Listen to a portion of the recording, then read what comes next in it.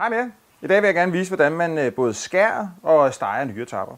Det her, det er nyretapper er en muskel, som sidder inde og holder nyren. Det har faktisk ikke decideret noget med nyre at gøre. Mange tror, det er indmad, ligesom lever og hjerte. Det er det ikke. Det er en muskel, ligesom så mange andre på dyret.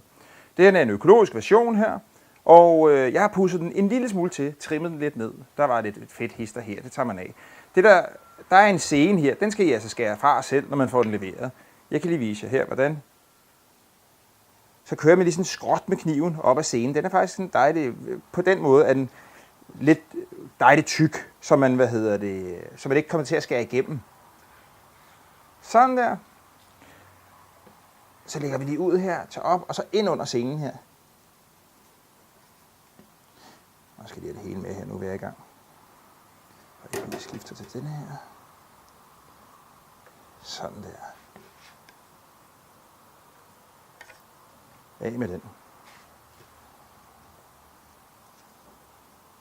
Sådan en nyretap her, den er lidt kileformet. Fjerner vi det her væk. Og her. Det er den ene side. Det, der er vigtigt, det er, at fiberne går på tværs her.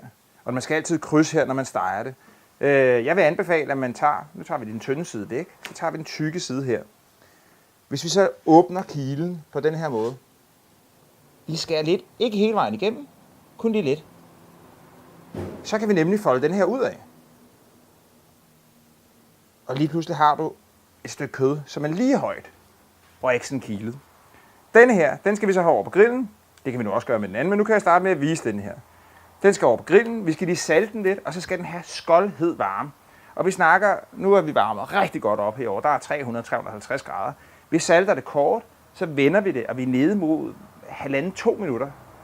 Og så skal den af, 1,5-2 minutter på hver side, og så skal den af, hvile, og så skal den skæres.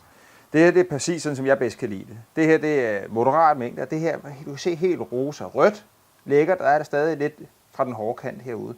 Er du til lidt mere levende, altså hvor det er godt råt, så har du sådan muligheden for den her, og ellers så skulle man have givet den lidt ekstra.